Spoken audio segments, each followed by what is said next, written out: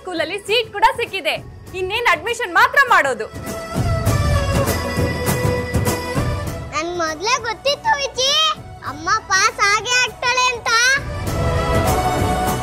ಆಹಾ, ನಿಂಗೆಲ್ಲ ಗೊತ್ತಿರುತ್ತೆ ಕಣೆ. ಮೊದ್ಲೇ ನೀನ್ ಯಾರು ಹೇಳು? ಕಿಲ್ಲಾಡಿ ಭೂವಿ. ಆದ್ರೂ ಪಾಪ ಗೌರಿ ಏನೋ ನಿನ್ಗೋಸ್ಕರ ಕಷ್ಟಪಟ್ಟು ಎಕ್ಸಾಮ್ ಬರೆದು ಪಾಸ್ ಆಗಿದ್ದಾಳೆ.